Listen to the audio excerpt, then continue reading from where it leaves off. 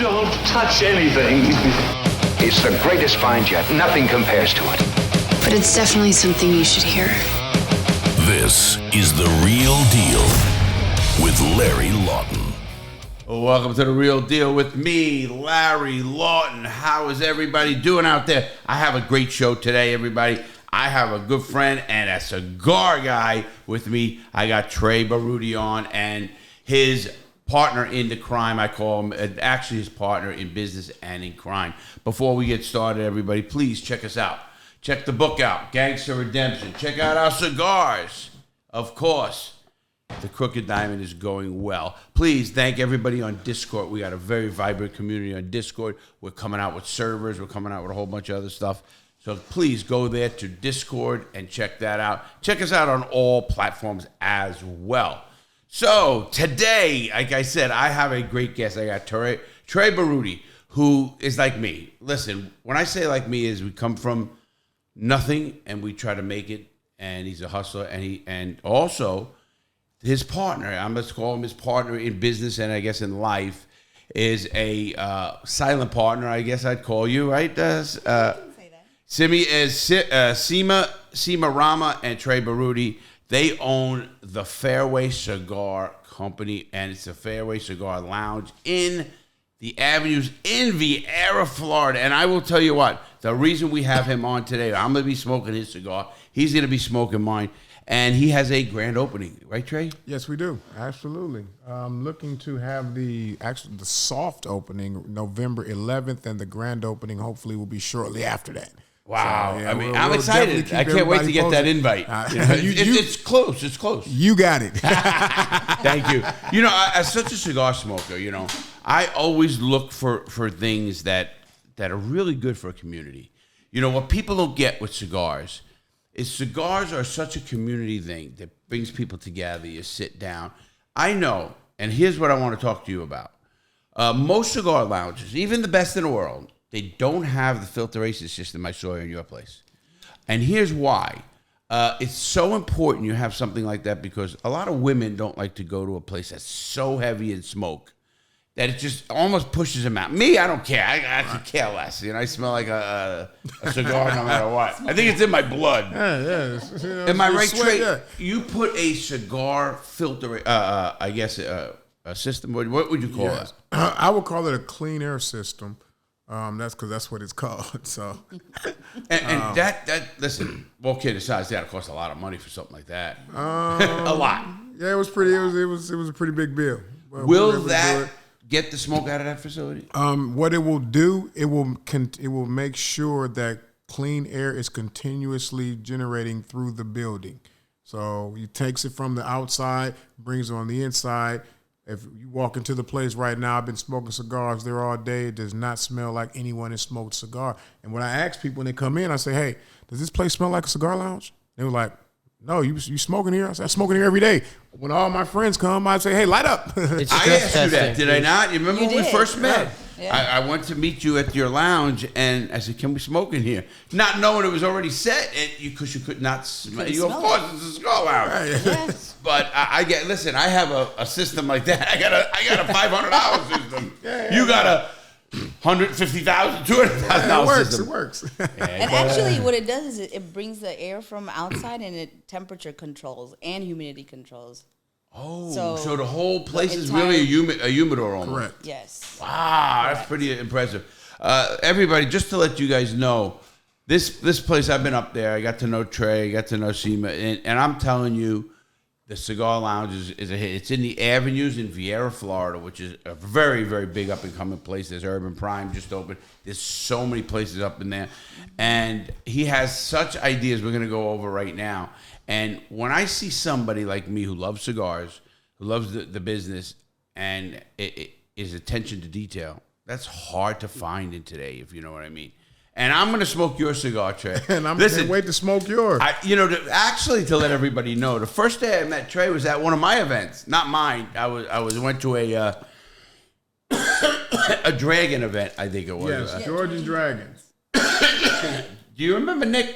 You remember that event? I remember Georgian Nick Dragons. has been around. He's quiet, but he's not. I remember the Georgian Dragons. See, watch this. You see, I was there. Just a little off. See that?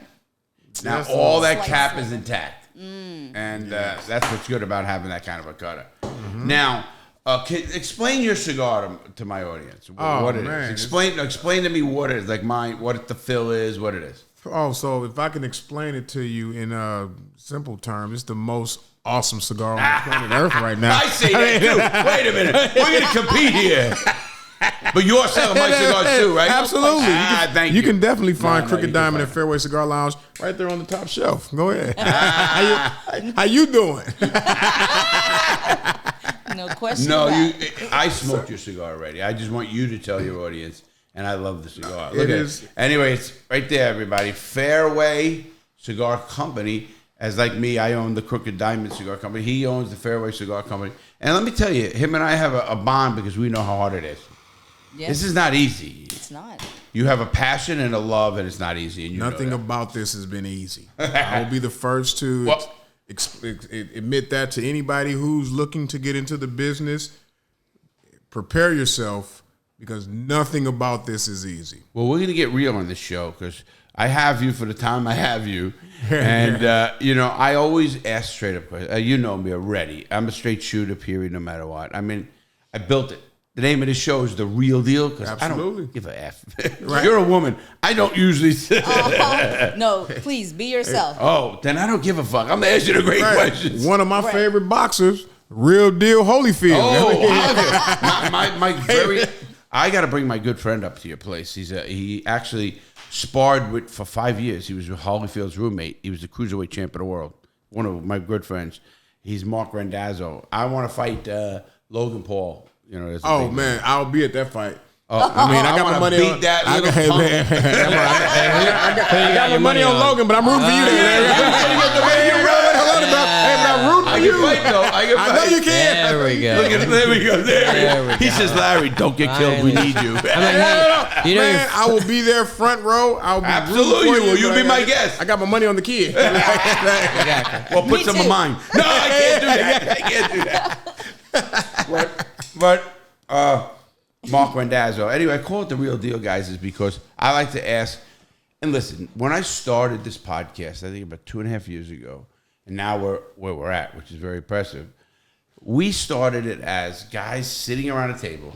My mailman, I made him famous. He's a Jamaican guy, the dreads. He's a New York guy. My good friend to this day, he retired. He was 34 years as a mailman, and he retired.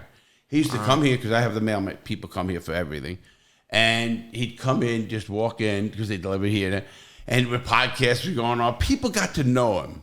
I mean, that's Garfield. His name was Garfield to this day. And he came, we had a podcast again since he retired. And he goes, Larry, oh my God, my whole route knows I'm on your show. He goes, I'm famous now on your show. I said, no, you're not. Just keep being a DJ, will you? Because he DJs. What a great guy. We sat and drank a whole bottle of Hennessy on a show. Of course. And he was just a good dude. And we named it Real Deal because if my mom opens that door, she's on the show. She won't. Show, right. She won't. But like anybody knocked on that door, come on in. People come and ask if they can visit the show. We've had, what was that kid? How many kids, Nick, came from 9? From 9 of them, but 9 kids when they graduated high school this year. Their dream was to come and just sit in on one of my shows. 9 kids come from Ohio. Was it Ohio or Kansas or somewhere? Missouri. They drove. 9 kids took their vacation after graduating high school to come on, and I couldn't have 9 of them, so I had 2 or 3. I forget. Were here 3. I think it was 3. And then of course I gave them cigars. Now I couldn't give them cigars because they were underage, but I gave them books. I took them to lunch. That was their dream to come. I told Melbourne they should give me money to be in a tourist attraction. Yeah, But anyway, the reason we called, because I'm going to ask you a couple of questions. You are in, and you know this, Trey, and you and I come from the hood. Let's face facts. Amen. You're in a rough area. Even you, Seema, you're in I don't want outward, like, say, racist area, but we are in a very, racist area. Well, Really, it's a very hard place to do business as an African American. it's different. I will say. And I want to know your different. experience, please. So my experience, and I'm No, tell it like it is. No, brother. my experience has been nothing more than the most amazing experience. Good. Community-wise. I'm actually glad to hear that. You know that. Yeah. Listen, I don't want it to be racist. Believe me. No. I'm a businessman too, bro. Listen, I have a lot of friends. I have a lot of wealthy friends. I have a lot of not so wealthy friends. You know, one thing about my not so wealthy friends, they don't like my wealthy friends. One thing about my wealthy friends, they don't do business with my not so wealthy friends. So for me, it's like, how do I bridge this gap? First thing, if you don't have anything, the first thing you do when you see somebody that has something is you want to ask them for something. Hey, give me some money. And that's just naturally going to turn, anybody off. I mean, it turns me off when, So if we're sitting down and we have this understanding where, hey, man, I don't need you for anything. I would love to have you. I want you to be a part of this. You have what I don't have. I have what you don't have. Can we bridge this gap? And from that, the community of Melbourne has been Open arms? Open arms. I love to hear that, and I'll tell you why. Your bigger mission now, it just hit me, is that. And I'll tell you why that's so important, and I get it, and I agree with it. As a person like you has a lot of wealthy friends and other people, sometimes it's just, listen, in our old game, in my game, it was easy. I mean, either I'd size them up to rob them. I told my wealthy friends, you're lucky I wasn't back in the old days. Because I'd take you all hostage and I'd go to the bank with you. Are you kidding me? It'd be done. But not that. Easy. What it would be real easy. Trust me, where I come from, this would be easy. But what I really want to say is what cigars do, and you're in the right field. You really are, Trey. Cigars are the best product to bring people together, and I'll tell you why. You can go to a cigar lounge, yours. You could walk in there, and you could sit at the bar, buy a drink or not, smoke a cigar, buy a cigar, sit in a chair, and you might be sitting next to a CEO of a company, and you know what? You have something in common. And you start talking about cigars and what you like. And you will see a construction worker and a CEO exactly together, and nobody's judging each other. Listen, I'm a golfer. If you're smoking a Swisher Sweet, I'm gonna judge you. Well, listen, if you're smoking Swisher, get out of here too. You better have a crooked diamond or a fairway in there. I'll be judging you too. I think they're for one thing and one thing only. It's definitely not to smoke what's inside. You know what I tell all the kids on my show? I I have a big following young people. Yeah. You get rid of the guts, that's for sure. I tell those kids, don't let me find you cutting one of my cigars open for weed. I'll kill you. I challenge you to a duel. We have to go outside, man. When man comes back. Right? Tell them the story about how your roommate's father. Well, we're gonna get okay. Yeah, Can you remember that? Yeah, okay, yeah. but see, I want to ask you for a few questions about you. Yes. Okay, what brought you to Melbourne, Florida? So, truthfully, what brought me to Melbourne, Florida is I said I do when I should have said I don't. Some young lady brought you here. And it's not this young lady. No, it is not. I'm still here, so it's not this one. So no, my ex-wife, of course, I love Louisiana. Louisiana is pretty much my heart. That's the Ovan territory. Sunset Bow. I love you, Trey. Well, I say, au contraire, my frère. French. My mother there speaks French. She's does? French Canadian. She went all through high school, all the way up to in Canada. Nice. We're from Saint Laurent, Montreal, outside Montreal. Okay. Quebec area. Excellent. So I was sitting home. I was sitting in Baton Rouge, Louisiana, and I just got married and was enjoying life in our beautiful home. And my then wife came to me and asked, "Honey, what's it going to do to take you? What's it going to take to get you to leave Louisiana?" And my words verbatim was, "It's going to take a freaking miracle to get me to leave Louisiana." And Miracle. What's the miracle? I want to know the miracle. Well, she was an executive at L3 Harris Technology, Yeah. so they offered her a job and gave her pretty much what she had been dreaming for her entire career, and that's what brought. But us I'm going to here. go to your career because we're not going to talk about your ex-wife. I don't. course That's not. not. Of course. I'd rather We're talk about about to- this young, beautiful lady next to me. Absolutely. I want to talk about your career. You were a football player, a professional football player. Yes, I tried. Listen, I'm an athlete. I was an athlete. I grew up in the times when there was no cable TV. We had 6 stations, literally, Yes. 6 TV stations in New York City. Oh wow. And that's when they had the leather helmets where if you got hit. No, not that. Come on, man. My bad. Do I I'm look sorry. that bad? No. I'm give me a break. Helmets. Come here, give me some slack. I'm sorry. No, you know, he's great. What I meant, I'm not. Trust me, I'm not an athlete like him. Maybe in the fight game, I did fighting and stuff like I that. got my money on you there. No, not in your shape. Hey, no. I got is a puncher's chance. Hey, that's all you it need. goes a little wind, I'm done. That's all you need, That's man. true, that is Shoot, true. hit that at the right angle. But seriously, on the serious note, Trey, you were a professional. You played football with some of the greats, did you not? I did. Name a few of the players you played with.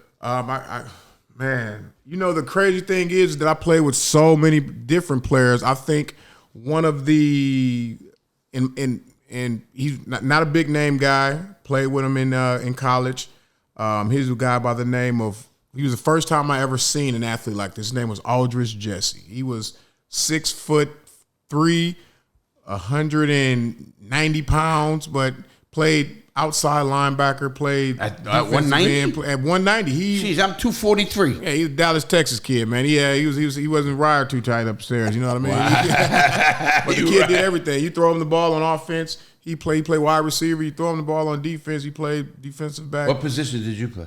So I went to college to play running back. And what college did you go to? So I was committed to play at the University of Southern Cal back in USC. Yeah, man. Well, I realized You don't want to be there. First day, now it's not that I didn't want to be there. They had some guys there that was really good, playing the same position that And I you wanted played, to play. and I wanted to play. So I ended up transferring to Pasadena.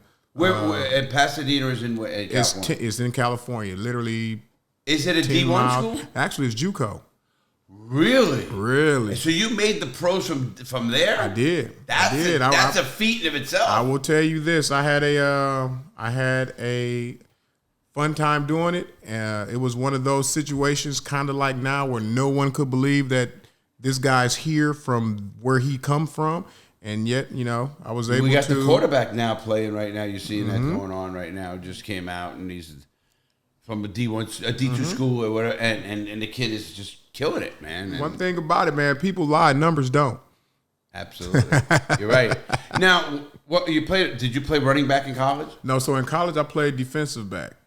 Yeah, I changed. I know. I had to change my because position. white guys are extinct in that position. That and corners, there's no white guy. Well, I was taught one of my mentors, a guy by the name of Todd Tester. Todd Tester literally was, when I came into the arena or the minor league football scene, he had already been playing for 10 plus years, and so he was a of course white guy that never was out of place, no matter what was going on the field.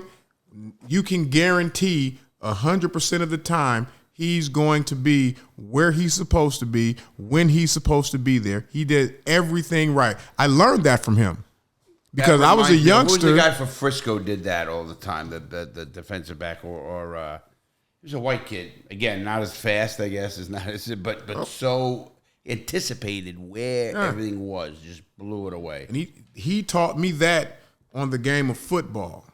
Like what happens to amazing athletes? They get old. All of them.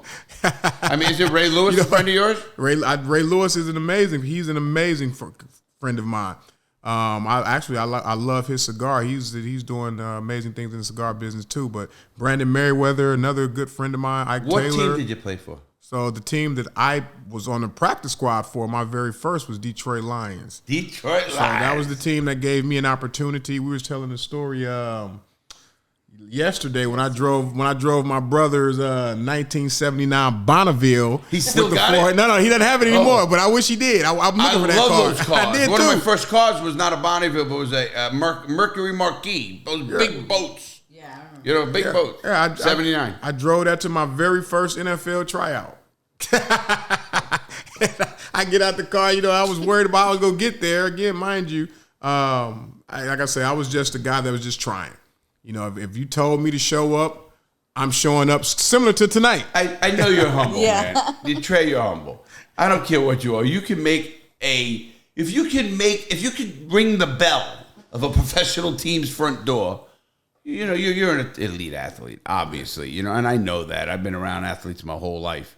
And to know that, obviously, it's a rough business. People don't understand any professional like sport, whether Walmart. it's golf or not. It's a revolving door. Very few people are the Bradys or the, I don't know. Yeah. You can name the best, Lawrence Taylors or whoever. Those are the LT, by the way. I saw the LT was one of my favorites. I saw LT in the locker room. I hate to say this, naked. Oh, man. But the guy looked like he was built. This is back in 80, maybe 4. LT was built 85, maybe, because he was in 86 team.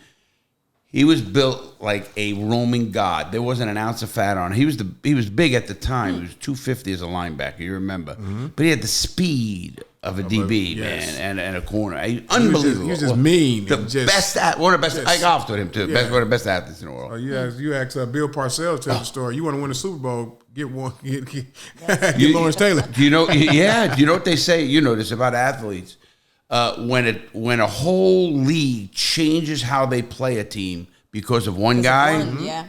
Mm-hmm. That's amazing. And he was one of them. He changed how teams looked at defenses. Yes. I mean, because he was that good. I mean, I remember him very well, of course, at my age. So, no, I'm good. You sure? All right, let me get that corner for you. Let me tell you guys, everybody. There we go. We are talking about a great cigar. Really, it reminds me a lot of mine. Actually, it does. I don't mean that to be. There's a good cigar. It's smooth. It's easy. And I enjoy. See, I'm not a dark cigar guy. Meaning, I don't like a harsh, hard cigar. See, this is a cigar like mine. Mm-hmm. You could smoke 5 of them in a day, and I do. Mm-hmm. I know. I'll probably die. But right. I mean, you got to die anyway. No, So I'm dying something, buddy. I'm dying of something. Might as well be happy. Okay, you take your career. Mm-hmm. You have your ups and downs because, like everybody else. Yeah, I was on your downs. Where were you at? Sleeping, and I never forget this. I tell this story. On my down, I would never forget. I just literally, I can call my dad and he'll tell this story. My first arena football, I'm sorry, not my first, my third arena football team. What team was it? This was the Fort Wayne Freedom in Fort Wayne, Indiana. Arena football. Yep, I took a Greyhound. Wow. From Little Rock, Arkansas, where I was playing for the Arkansas Twisters. Oh, I was in Little Rock. I was in Forest City, Arkansas, in the prison. It's a little different. But what people don't understand about the sports world is that everybody's not making money. Right. So if you're not playing, you're not getting paid, and you're hanging out with your friends who are making a lot of money. But one thing I learned about being an athlete is their money isn't your money. So so you have to figure, you have to do things. And so I was the guy that literally, if I get a call, trial for a team, I show up, call my boy Byron Dozart, number 45, played. At this point, he had just left the San Francisco 49ers, and he was playing arena football. We had just got a deal with the NFL where the NFL came in and bought out the AFL. And so they had major contracts, and guys were making pretty good money. So I went that route, considering, I'll do the arena thing and then while I'm doing that, I'll still try to make an NFL team. And if, I get a call, then I'm here. If I don't, then at least I'm still making some type of money. So I get, my lowest was, and God rest his soul, Coach Gregory, who just literally passed away a couple years ago. He was Kurt Warner's head football coach at the Iowa Barnstormers. I was going to say, he was in a grocery store when they called him up. Correct. And so Coach Gregory was the guy that when I came in there, raw, young, hungry, he said, I'll give you an opportunity. But, this is going to be, it was old school. I mean, it was so illegal. I wasn't getting paid. I was getting paid literally under the table. Wow. as a guy trying to get in the Arena Football League. So what I was able to do from that, because I didn't know anything about arena, I've never heard of arena football at this point. So when I get to Little Rock, Arkansas, I'm knowing this is an up and coming league, and if I can learn it, at least I'll be making something, because right now I got nothing. And Coach Gregory took me in, set me up with some friends that I call brothers to this day that took me under their wing, let me sleep on their couch. And unfortunately, after 6 weeks in, the league came down and said, you can't do that. You either sign him or you got to let him go. We had an amazing team that year, so I got let go. As I was leaving, trying to find the places to go, Fort Wayne, Indiana calls me. And they say, hey, we want you to come try out for the team. You come highly recommended. And, I wanted to just give you an opportunity to see what you got. So no problem. Booked me a Greyhound ticket. Back in the day, Greyhound was the way to go. Always a Greyhound. I jump on the Greyhound, drive to Fort Wayne, Indiana, and literally make the team. You were a walk-on. I was a walk-on, yes. Showed up at an open tryout and made the team. Well, Kurt Warner was that. He was a big arena football player. People didn't know that. He had records for the quarterback and stuff like that. The greatest of all time, in my opinion. I do know his record. I mean, I used to date a woman for 14 years who was from Iowa. And I'll tell you something like this. I actually played in Indiana for arguably so it's always between Kurt Warner and Eddie Brown. I don't know him, actually. Eddie Brown is the receiver that Kurt Warner was throwing all the touchdowns. No wonder they were good. Right. And both were working off each other. Right. So he was and by the way, Eddie is Antonio Brown's father. Wow. A lot of people didn't know that. So what position did you play for? I was defensive back there. But because I had a little experience at running back, I was able to utilize because arena, you go both ways anyway. So I was able to. Oh, you play both sides of the ball? Mm-hmm. Wow, I didn't know that. I knew some of them. I know the quarterbacks did and stuff like that. Yes. But I guess certain positions do play. Sounds like high school, in the Bronx, Mm-hmm. We had a hell of a team. I didn't play, but I did other things. Multi-talented. Now, mind you, very. My problem, I was a problem child. I come from the streets. I literally, I know. That's why we connected. Are you kidding me? Yeah. Who do you think I was? Some Ivy League guy? So here I am. Here I am with I was a project. And looking, 40 being 40 now, looking back on, what I was when I was 20, I feel like, when I became a coach after that, I was able to literally reach kids. To the kids, yeah. At a level. I love that. We talked about that. Yes. And so my lowest point was I made the team, signed the contract, was under contract, made the team, did amazing, played an entire season, right? How'd the team do? The team that year, we missed the playoff by a field goal. Oh. Yep. So we were okay, but coming back, we had everybody coming back that was excited about playing. But the thing for me was, again, I was just a guy that was just there. So I'm not making any money, and finally I end up getting cut. That next year? Yes. Wow. Yes, the next year, because it was new ownership. They brought in new coaches, new staff, new everything, and I ended up getting cut. And I'll never forget that. I will never forget that phone call. That feeling. The feeling was one thing, but actually being because you lived in the team housing. So when you got released, you pretty much pack your bags and then not paying you guys crazy money at all. You're lucky to survive. I remember that. I'll never forget. I was in Fort Wayne, Indiana. I have my shoulder pads, my helmet, a book sack, and I didn't even have a coat. I had a hoodie, and I'm walking down the street, and I'm walking and snowing out. And it's, it's flurries all over the place, and cars are passing me by, and I'm on the side of the road literally walking with my shoulder pad. This nice guy pulls up to his name was actually Chase. You remember his name? I'll never forget his name. I was praying. I was like, Lord, please let me get a ride. Just get me anywhere to the bus station. I don't know. So when I got in the car with him. You were in drift there. You were in drift I was just gone. I got in the car with him. And he say, hey, man, you need a ride? I say, man, I greatly appreciate it. I don't have any money. but I greatly appreciate if you give me a ride. He said, where you going? I said, I don't know, man. He was like, oh, you homeless? I said, yeah, I just lost my place. I was playing football. Do you guys have a rescue mission here? And he was like, yeah, I'll take you to the rescue mission. Take me to the rescue mission. I'm literally with shoulder pads and a helmet, just cut from a football team. I'm sleeping in a rescue mission. I love this. I love perseverance. Yeah. This is what you. That was my lowest point. And you know, I look at situations like that. You know, obviously myself going from highs and lows, making millions and taking it and getting out of prison and debt and everything else. And you know, I'm lucky and blessed, I would call it, that I have a great family. Yes. And friends. You know, my word always meant everything, and it still does. I could give a shit about anything else. If I tell you something, I'm going to do it. I'm going to do it. Right. Yeah. End of story. Because I told Nick, and Nick will tell, I will never lie to you. Mm-hmm. Nick goes, man, all the crazy shit you did, you've never lied to me. You ain't put that jacket on me. No, you're not going to put that jacket on me. And, you know, I look at what you've done, obviously, get to where you are. So you end up going back home?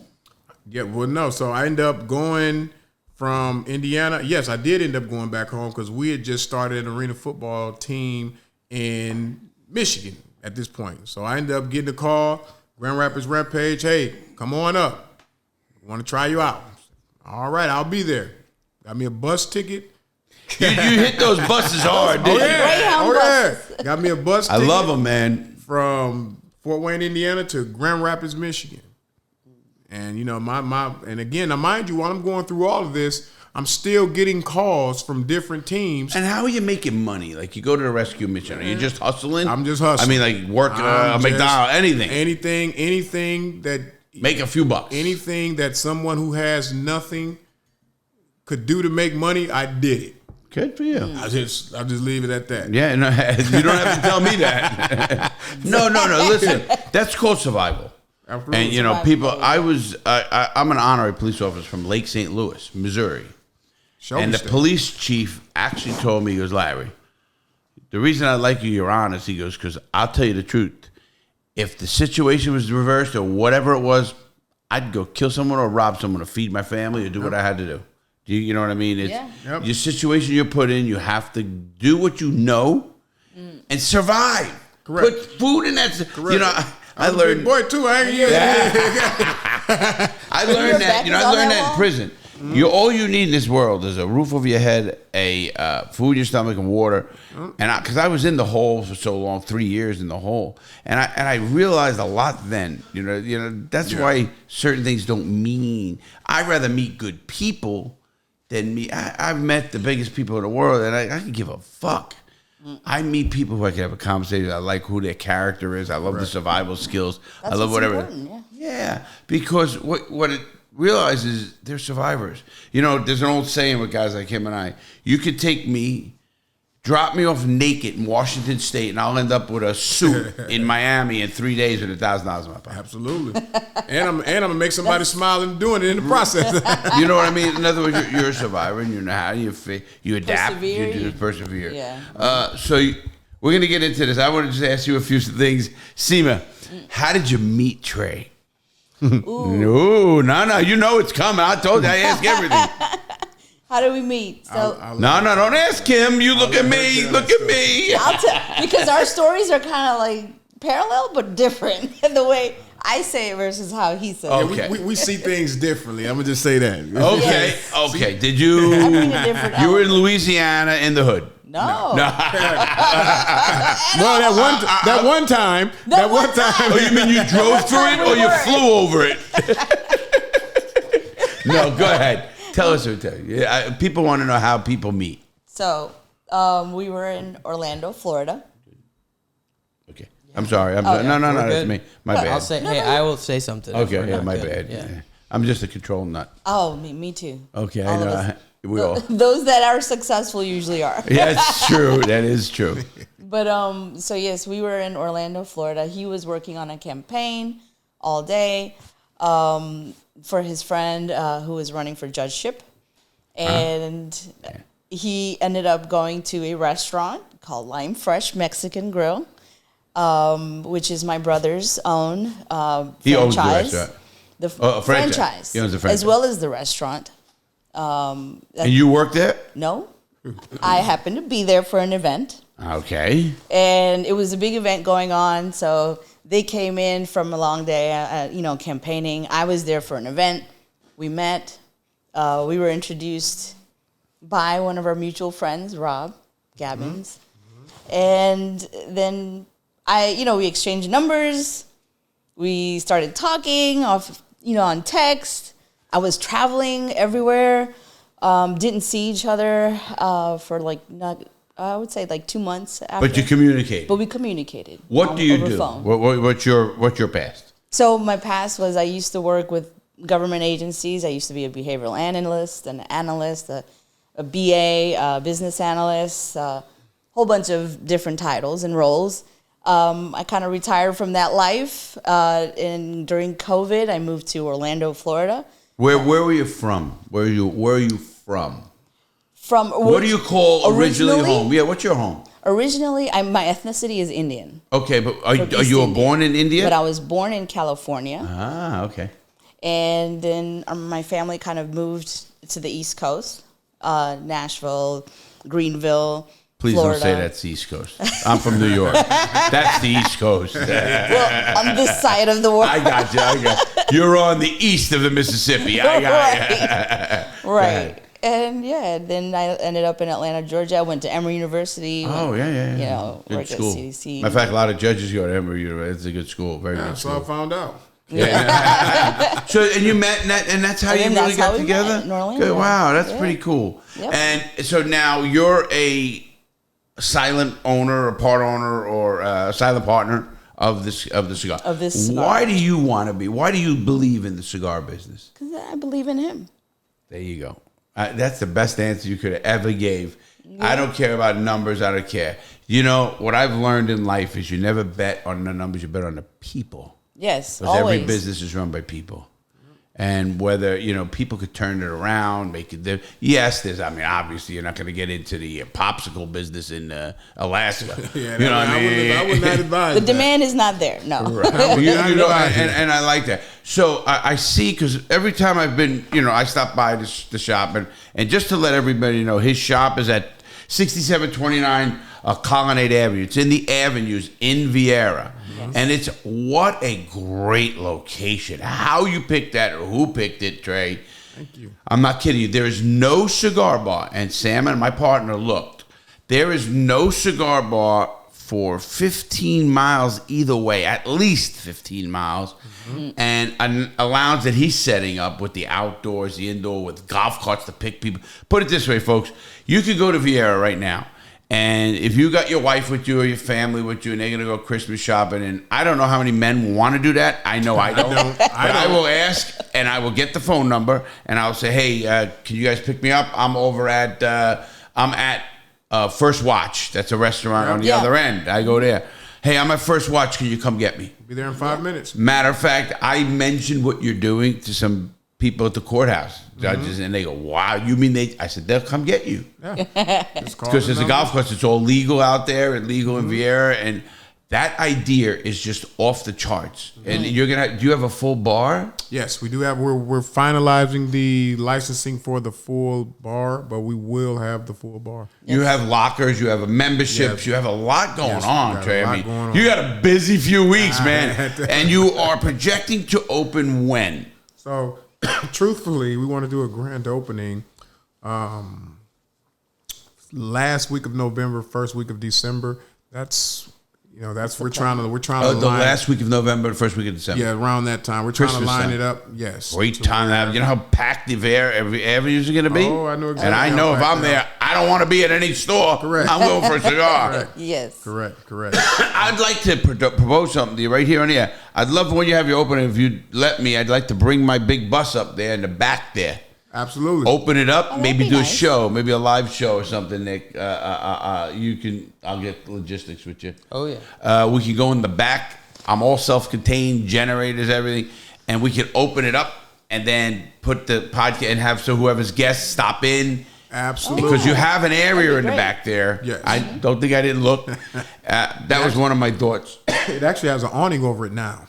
Oh, it's already done? That was wow, done. that was a quick. Oh, yeah. I was there last week. Hey, man, It's done, yeah. I've been really fortunate with meeting the right people, and so if I'm the person that if I ask somebody something since I've been here, it's been pretty much right on. You the got spot. it. You mean good. Here's a question for you. What you impressed me as well is the whole building, totally from scratch. It was an empty bay. Correct. Is being built locally, totally contractors, every single thing. Contractor is from right here in Brevard County, and I did that because this was me saying, all right, I'm going to do my part in supporting small business in Brevard County and helping our economy. I'm asking the people to do the same for me. And I'm going to put it right here on there. I'm going to come to your show, support it. We're going to do a show or something. Yes. And you could be my co-host that day, and we'll have a lot of fun. No, because I think people, we could do something. I'll discuss it with Nick and Sam how we want to really do it. But I think you have the room. Yes. That's the first thing I looked at in the back. And what you're doing is nothing around. In fact, I don't even know of a place that's that, obviously, I hate to say congested, because the parking is amazing there. Yeah. You have the room to have a car show. Yes. You have the room to have an event. Concert, I can have an yes. event for my, for what I do on YouTube. Mm-hmm. We can have events or do anything you want there, and it's pretty big, from book signings to whatever. And the best thing about that location is again, I lived in Vieira for 5 years. I just now recently moved to Satellite Beach. And so you moved farther away from your. Wow, that's a double. No, it's still I got you. it's 12 minutes, with traffic 15. But so my son Alaric has Down syndrome, and he has all type of medical conditions. And I love to smoke cigars, but I don't necessarily want my kid with medical conditions around me or smoking cigars. So the best thing about the location is, like, for the avenues where the designated smoking section is where a lot of all the children go and play at. So when you're talking in the circular, on the other side? on the other Currently, side, yes, yeah, currently. And so when I was presented the idea to the avenues, guy by the name of what's Kevin's last name? He was the general manager there. He's now in Vieira. In Vieira, yes, he's now the general manager of Mall of Millennial. I've sat down with him and I expressed to him. First thing he said, cigar lounge ain't going to happen here. No. And then I said, well, it is. Now it is. Is that great? Because I explained it to him. I say, hey, I know you said no, but let me explain this to you. I have a son with medical conditions, and I'm out there with the rest of the parents smoking, and it's just the kids are playing. You're talking about in the back around. there where they have Yes. the concerts and stuff, like Yes. little in Vieira. You're talking. Yes. Yeah. That was Avenues. the designated Yeah, the pizza smoking places there, Yes. yeah. Melting pot and all Yes. those Exactly. things. Yeah. Yeah, so I pitched that to him, and he said, "Well, there isn't anything over there. First and foremost, there aren't any kids. Anybody that's over there are adults." Where you're now, you're looking. Yes, You're next to an Office Depot, I know. Yes, we're in between the Office Depot and Kohl's in the avenues, which literally, but we're so far away from either one of them that you won't have children, mistakenly walking into Fairway Cigar Lounge or inhaling, a plethora of listen, cigar I'm smoke. all about. Listen, first of all, good for you, man. Taking care of what you're doing. I love that. I support a lot of that. I support a lot of youth activities. At-risk kids stuff, yes, that's just what absolutely. I do. And obviously, I know, Dan Marino has an autistic kid and had always did. I knew Dan way back. Mm-hmm. And now the idea for somebody to tell you no and then you do it. Yeah. Such a satisfying feeling. Inside just said, good for fucking you. Yeah. Sorry, Nick. He has to cut that. No, he has to beep it. I'm bad sometimes. But anyway, good for you, because no is not an answer anymore. No. How about why is the no there? And then how can I fix the no to make it a yes? Correct. Yes. And you did it. Yes. And there was an issue with, because a lot of cigar lounges are literally just bros who just like come together. Hey, we like to smoke. You like to smoke? Let's get a building and just smoke. And in New York, they call social clubs. Yeah. But then once once you know it's if not done correctly, it'll affect your neighbors. It'll affect the overall decor of the place, and so they gave me their stipulations on if it's approved. It's approved. This is what needs to happen. Are you willing to do this? I said, yes, sir. I'm just sitting here. My mind is blown because I know the place enough already. Yeah. And I went back. Actually, we met a few times already. But I went back after I had to go to the courthouse. I went back and we had a drink. And just looking at the dynamics, I don't even know where to put. That's huge, that thing. But do we put it in the front with a big sign on it? Do we put it in the back? I don't know. That's up to you. We'll discuss it because I'd love to do a show and do interviews with people. Yeah, we have plenty of parking space. We have over 200 plus parking spots in front of our building. And at the times you're there and hot, nobody else is there. Kohl's is closed. Everything's closed. Office Depot's is closed. Everything's closed. Every restaurant there is closed. What's great is that everything over there is always packed. But that parking lot, you have plenty of parking all the time. And are you going to serve food? No, so we're going to serve charcuterie boards. We're going to have... What is that? Explain. It's the finest cheese and meats and breads and jams and... Fruits. Rich food. Rich people food. I ain't going to say rich food. Come on. I never heard of a word, no less of food. Hey, no. I had to learn that word. You can market that very well to like the females. Yeah. Oh, exactly. Well, you see how good he is? That's Nick. There he is. You see what he's doing? He's good. And like I say, even for the non-smokers, we have 400 square feet of patio space in the back that's covered by an awning that you can enjoy the mimosas beautiful and charcuterie boards. Absolutely. Oh, mimosas? Oh, yeah. You got a full bar, so that's going to be nice. Enjoy the sunset overlooking the retention pond that sits off of 95, and it's just one of those type of experiences that, what's the old movie, Field of Dreams? If you build it, they will come. Yes. Absolutely. And that's great. And that was an Iowa movie. Yes, absolutely. And that's in Iowa, actually, Field of Dreams. Yeah. And but that's a great. Listen, your idea is off the charts because there's nothing. Listen, when you don't have anything, your first thing people say is, "Why don't we have anything?" Right. And then obviously you fix the hurdles. The nose. I don't know who said this or where I heard it from. I heard it from someone. Is the people who get really discouraged from they need to think about it somewhere else. Or if I told you it took 120 no's to make $1 million, you'd be so excited to hear the word no, and you would just tally and tally and tally and That's a good one. A philosophy that I have for me is you turn every no into a no. Yeah. Yeah. You turn every no? Every N-O into a K-N-O-W. Oh, no, yeah. That's a good one. Yeah. Why did he say no? Well, here's why they said. You went super prepared. I mean, people can get discouraged. You did your homework. You knew what the area you're in. Obviously, your product, I'm loving your product. Everybody, listen. And as we talked earlier, you have to have the product first. Yes. Once you have a good product, now you can work on everything else. And it's work. And it's visions and it's marketing, it's everything else.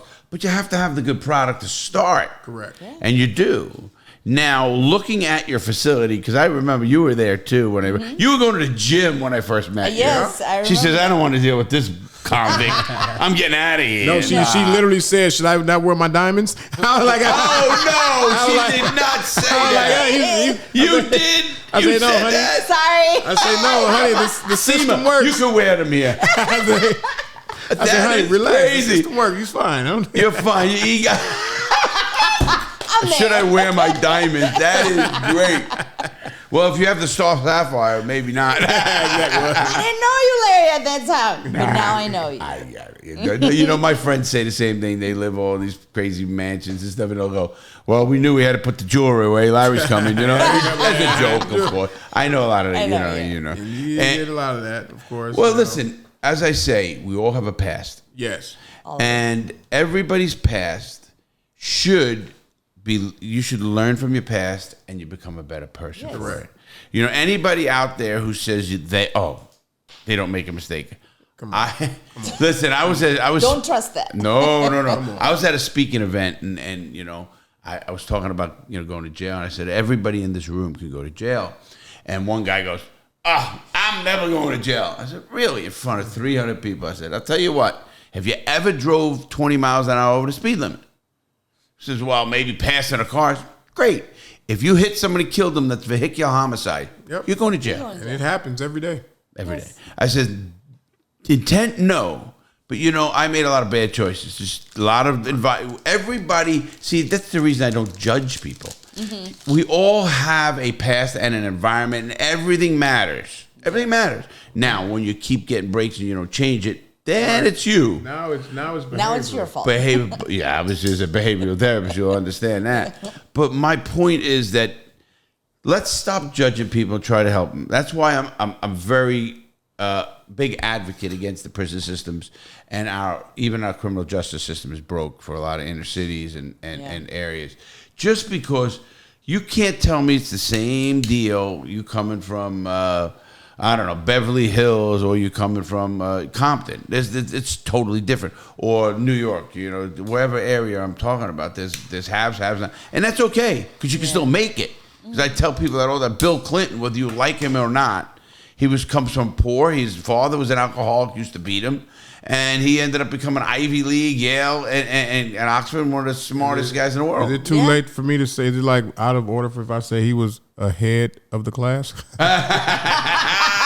Oh, I love it.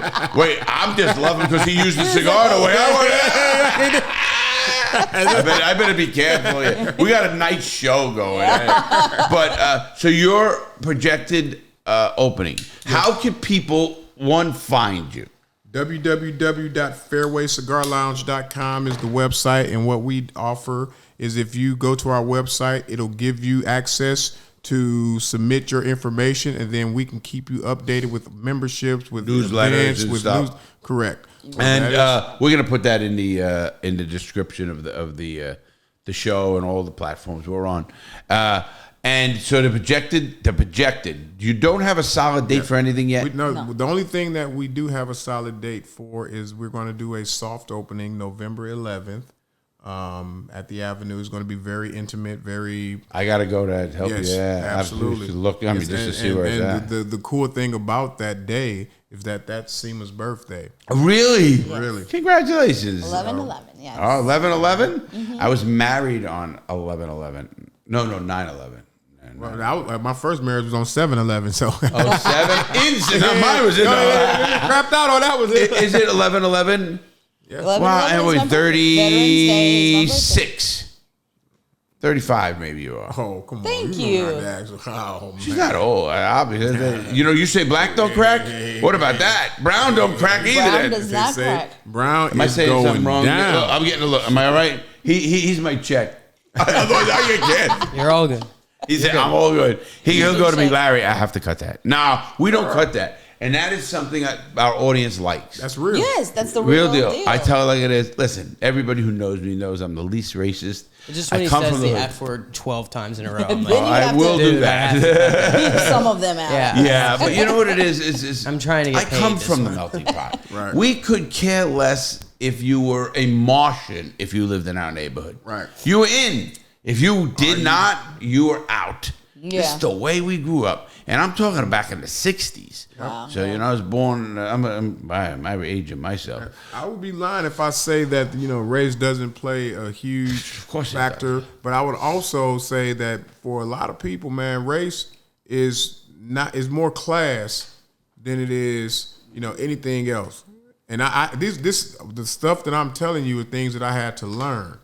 I came into my tryouts, big gold chains, big diamond ring, gold grill in my mouth, braids to the back. You mean to the football tryouts? Oh yeah, I came in, and I would ask, whenever I got cut, what could I have done differently? And I say, well, you know what?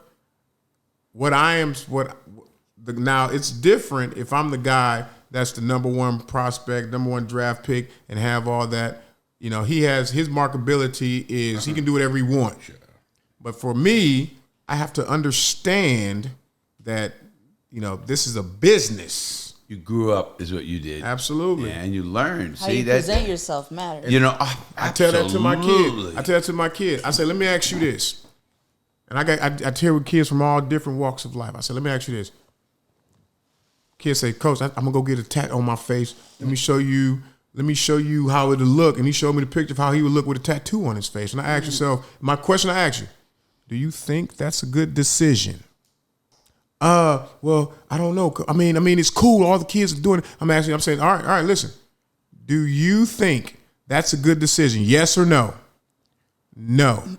So if you know it's not a good decision and you're asking me to hire you and I know it's written on your face that I make bad decisions, why would I hire you?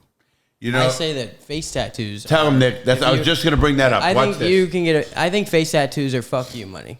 Like if you have money, Post Malone. and You think he are gives a saying shit? that That's I true. don't care because I can make my money and I can do whatever you the know, hell I want and still get paid. I He's personally right. don't think you But should be he signing opened my up eyes to that. applications But with a face tattoo. If Yeah. I don't have a daughter, but if I I did, agree. don't bring that guy home. Yeah, yes. Unless he's Post Malone.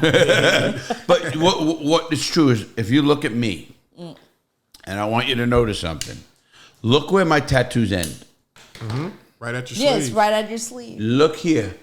I have more on my chest. Correct. Same Yeah. here. I have over 15 tats. 50. My whole body's tatted. Right.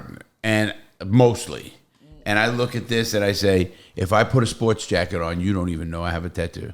Yeah. So I can go into a business meeting and be. conduct Not business. that I personally now, I'm old enough and past that point where I don't care. If a kid comes into me and he has face tattoos, whatever, if he's smart, he's respectful, and knows how to handle himself, I don't care personally. Agree. But I'm a little bit different because I'm from the streets. Right, correct. But you got some of these stuck up asshole business people that, and I get it because their business model might say, hey, I'm catering to 65-year-old guys that don't want to go That to don't wanna see that. Right. And I totally understand and respect it. And Yeah. then those kids come back to me 20 years later, the same kids that made the decision, and they're not Post Malone. They're not Lil Wayne. They're not, those guys. So now I gotta How you gonna figure it out? I gotta figure out how can I, prove that they only made bad decisions when they were young. They don't make those same decisions anymore. And it's not as easy. It is. I tell you what. It's another hurdle, Trey. It's easier It's to another start a hurdle. cigar business than it is to convince people who are unfamiliar with that culture that they just made a mistake. To not judge. Trey, and Trey is right. What he's really saying. A part of me doesn't like it, to be honest, because I like to look at a person. My goals in life are we're working on a lot of big things, and I want to have a mega company, and I want to hire people who made those mistakes. Yes. The ex-cons, the kids that are coming from no money, Absolutely. or even money, Yes. but they're Absolutely. outcasts for whatever reasons. Absolutely. Yeah. And Nick really brought that up to me. He goes, really, we were talking about face tattoos, and he goes, that's really fuck you money because you're so rich at that point. You like Post Malone, you see. Listen, I love Post Malone. You ever listen to him? He's unbelievable. I can't even, talented. I can't even sure. put a sticker on something. Like I don't have tattoos. I can't even use a sticker. Like put a sticker on this. I'm like, Right. Saying the I'm world, good. the real world, not this make believe internet world, Yeah. but the actual world when you have to put food on the table for your children, and you have to sit down in front of someone and say, "Hire me," and why should I hire you? Because I make the right decisions. That's why you hire. That's why you should hire me. That was my job interview. The very first. I never had a job in sales of anything. The pandemic came. But you sold yourself. I literally, and at that point, we had a global pandemic that was happening. We had marches all over the United States of America, Black Lives Matter and all this stuff, and I didn't have a job. So I said to myself, at the end of the day, I got a 3-month-old kid that needs help. All right, I'm going to get up. I'm going to just go apply for jobs anywhere that I possibly can. I applied for the job at Mercedes-Benz of Melbourne here in Shay Rowe. Shay, my boy Shay, gave me an opportunity. Asked me, why should I hire you? I say, I make the right decisions. I can't tell you I can sell a car. I can't tell you what I will be. But if given me the opportunity, I can learn anything, and I'll make the right decisions. And I sold a lot of Mercedes. Like mine? I guess I saw the SL 550 when I pulled up. He like 500. 500. Yeah, the I saw when I pulled up. I told you I love it. It's so much money it costs. It's like a woman. Costs money, but you love it. You can't get rid of it. Nope. Nick goes, get rid of it because of the money. But I don't know. I just something about it. You can't find that type of engine, that type of drive. I mean, that car is so smooth, classic. Man. It's going to always be a good-looking car, no matter what year it is. And no rides what, and so still to good. this day. Yes. Rides still to this so day. good, that car. Really is a right car. And it's not a great car that is for space or anything like that, of course. But it is what it is. And no, here's what it is. It's yours. You got, and I don't know payment. I love it. With that note, Seema, great, obviously, show. What would you like to tell my audience, not only about cigars, even in life as a behavioral therapist, maybe? Well, behavioral science is behavioral scientist. Get it right. Get it right. No, but I failed. How could you? Hey, wait a minute. I failed science. listen, just say analyst. You know, Okay. just say analyst. Analyst. And that was my past. Now I'm going to start the Seema Rama show. I'm The writing a Seema book. Rama show. Oh, really? Yes, You and I'm writing can a I be a book. guest on your show? Yes, you are a guest already. You've been booked. Done. Yes. The boss is You're gonna come on here. We'll talk about what you're doing. The boss I'd like has that. spoken. Would love that. Yes. Yeah, and having the boss has spoken. No, I think people who have information to get out there, and there's ways to do it now, and you're passionate about it and you believe in it, Very should do passionate. what they can do. And there are avenues to do it, and obviously Yes. we're here. And I want to obviously- make an impact in a different capacity. I want to, connect people. I want to shed light upon the issues that we're experiencing as a nation, as a world, in our smaller communities, in our bigger communities, bridge the gap between cultures. There's a lot of things that we can talk about. There's a lot of bridging between our two cultures. Oh my God. No, listen, you know Just that, me and absolutely. them, like- Oh, you mean from India and from Indian- from the streets. And It's like Indian literally like and a black. Not us. We I got feel- we have no culture except black, white. Yeah, That's it. But I feel like a Latin. You ever see the story of Latin? Right. Street rat. I don't buy that. Did you rub a lamp there or something? Gotta live to eat, gotta eat to live. Oh, I love the smile and I love the laugh. Really, and it shows. It's what people want to see. Obviously, you got a great cigar. Now we're going to talk about. I'm going to talk. What do you want to say? Thank you very much, first, Seema. I really course, mean yeah. it. And what do you want to say, Trey? What I would like to say, first and foremost, is none of this would be possible without my Lord and Savior Jesus Christ, hands down. I happen to not, and you know this. My audience knows it, and that's okay. I'm not really a religious person at all. I'm what they call an agnostic. Yeah. You know what that is, right? Yes, of course. I just show me something. Yep. If Jesus walks to that door, you better watch out because I'll be the biggest damn guy in the world out there. But it's just I don't know, and that's okay. I'm sorry Absolutely. I had to say No that. problem at all. Just because my audience is going to say, Larry doesn't believe it. He just doesn't say anything. Right. No, But I tell anybody, good for you. I don't care if whatever it is, if it works for you, and that's what's going to keep you grounded and keep you a better person. Good for Believe you. in it. 100%. And when I needed, when I was at that low point in my life, and I needed, and I learned how to pray. I didn't know if it was work or if it wouldn't work. Clearly, it worked. It works. So, I mean, I always tell myself, never abandon what you did to get you to where you are. And so that's what I did. I prayed and I put my hands to the air, to the sky, and I say, thank you. That's my humility. Because again, I didn't grow up religious. It was something that, it was one of those things that as from where I come from, you had to pretty much, I remember saying to myself, God is dog backwards. What, dog of God? Is that the Okay. I remember saying that as a child. And then of course, I educated myself and I grew, and once you develop that consciousness, I feel as though that's what gives you the understanding of right from wrong. And so I say thank you, Jesus, for everything. But I will say that my cigar, the A. Baruti Collection Premium Cigar, we're at the start of something beautiful, I believe. I think if we continue to make the right decisions, the sky is the limit. I hope that, I post a lot on my social media page. So not to, brag, but to actually enlighten people on how I'm doing it. You should. Yeah, what's the brand or what's you the blend? Should. There's nothing wrong with that. Right. You need to do that. Listen, people don't get that. That's not about an ego or something. It's about expressing.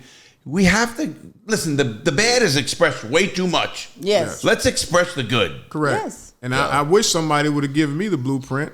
And I'm not the most, I'm not the most best easy role guy to model. talk Is what to. you're No, gonna I'm say. not. I'm not. Yeah. Not Like the me. most easy guy to talk to. And I tell her all the time. She said, I don't understand what you're saying. I say, okay, watch this. Because I can show you better than I can explain to you exactly what I'm You're getting feeling. older and you're learning.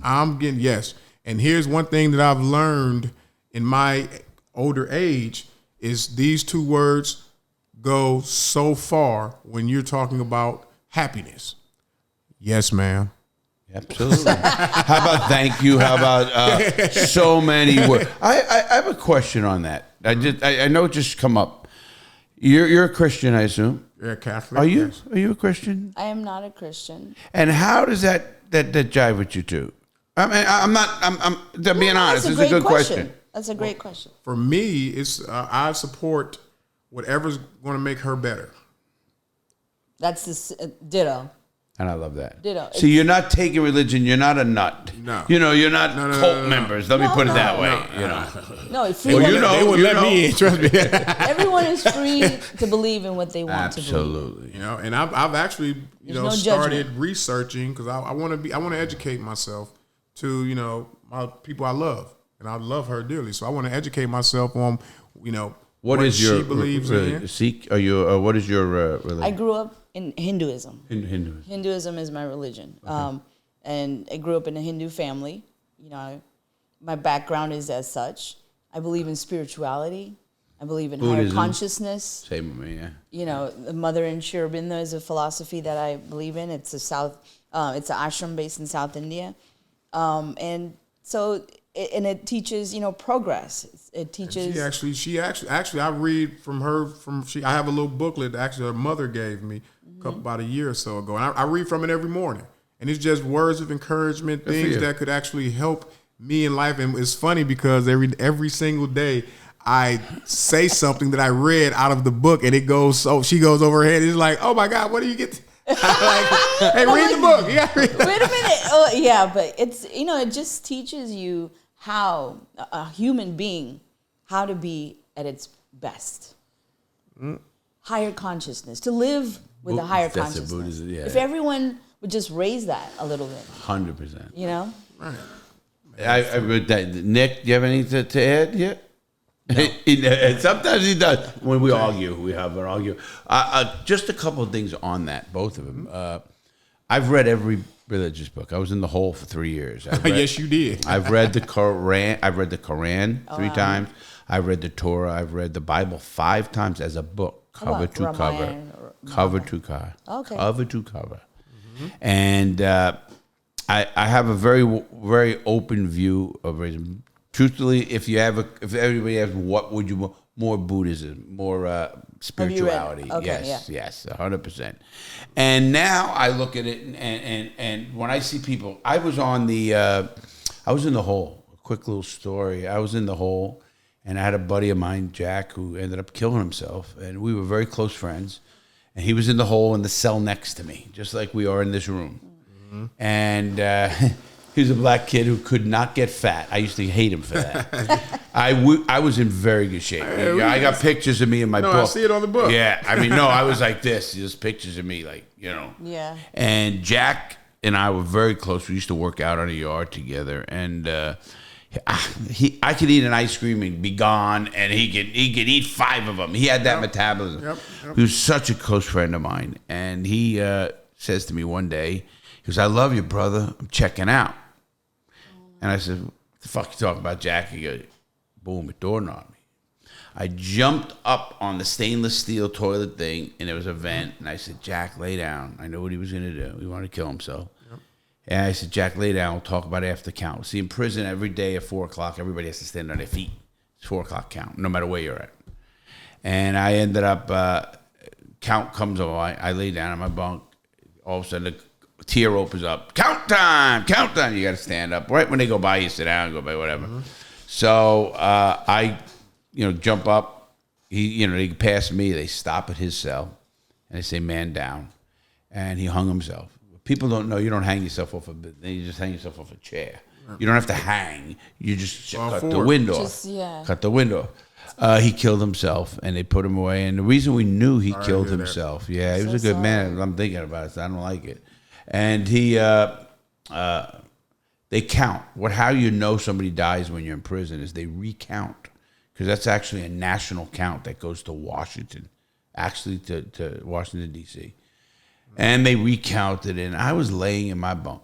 I was crying. I'm a big man. I didn't give a fuck. I don't care how tough you think you are. You watch us a bunch of murder. You watch a bunch of murderers watch a shooting. I want to see one person tell them no. Something. Yeah. But it was sitting in there, and Jack, died. I was in a hole, and I heard, and I know this is going to be the craziest shit. Everybody tells me. I was on Pat Robertson. I've been on every show you can think, and they actually did a reenactment of the whole thing. And I heard the words, "I have plans for you." Now, when I heard those words, this is a truth to my children, to Morty, to everybody. I got up, and I looked out the window. Your cells, like, they have these long little windows in the door. This is while you're by yourself. Not I was by myself, right? Yeah. And I heard the words, "I have plans for you." Now, outwardly, that wasn't in my head. I mean, at least I didn't think, or whatever it was. I will swear on a Bible that I could pass every lie. Did you? I heard. I got up. I'm looking at the cell. I'm trying to, hey, didn't even say anything. I laid back down. I don't know what I'm not, like I said, I'm not a religious person. That's a real experience. And it was an experience that blew me. To this day, I remember it so vividly. And ever since that day, first of all, my thing when I got out of the hole and got out of prison, I was in the hole for a long time. At that point, 11 months. And you start going crazy. There's no question about that. But my goal was to develop the program I did, which is the #1 program in the United States with helping young people, because I saw so many young people from the inner cities, from the places, the ghettos I come from. Looked over. Yeah. They don't give a shit about them, and nobody cares about them. They have no value to them. I would see them come in, and you know how tough they think they are. Oh, yeah. They go into prison, they're 20, they think they're tough. They come to my prison. I was in maximum. I was in the worst prison in the United States. We had a murder a month for 18 months. Wow. Murder. Not counting overdoses, not counting suicides. A murder. It was USP Atlanta.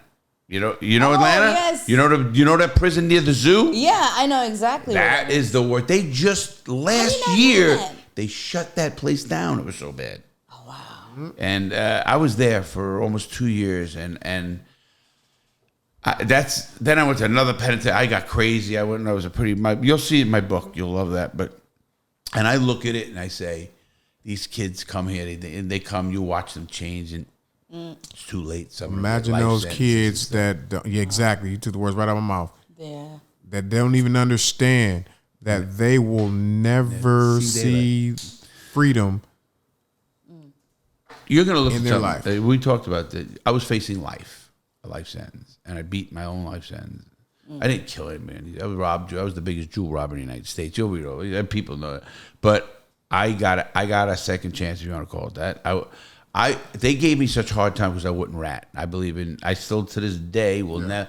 I think a person's word has to mean something. Period. Definitely. I don't care. My word is worth more than anything in this world. And that's a gift and a curse in itself. Because you're like, hey, man, you know it, brother. Exactly you right. To live by it. That guy does exactly what he says he's gonna do, good or bad. Yeah, and be careful, because what he says should happen. But no, with that said, I want to say to you guys, you just hit me, and I like.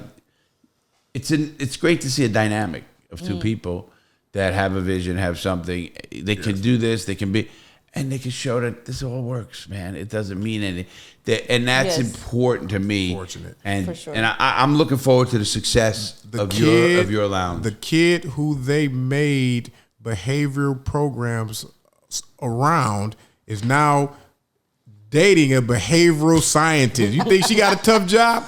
You know what I want? I want to put a camera in that house for a week. This right here, he is truly an anomaly. I learn new things every day. Oh boy, wait till we get on a show, you and I. You gonna have a show? I can't wait. Is anomaly kind of like Monopoly? No, you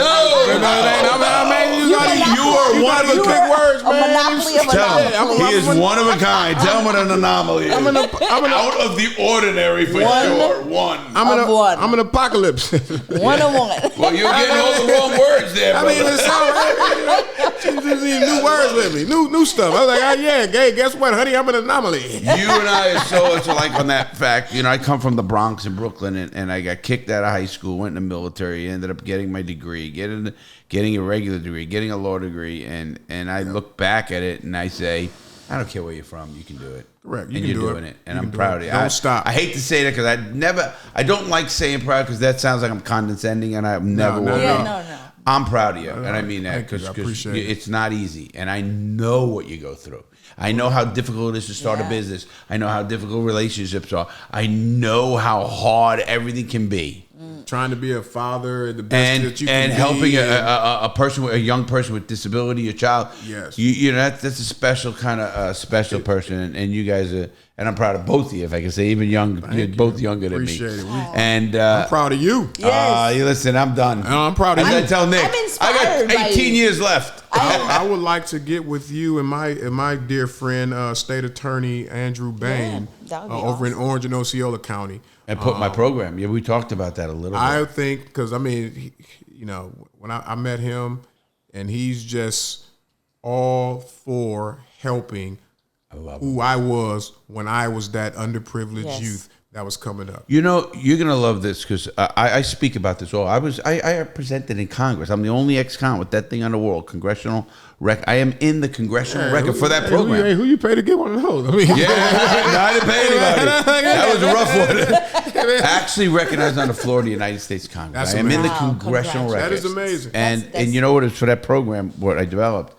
And what I say to people, it kind of like gets me mad. I watch TV, and you'll understand what I mean.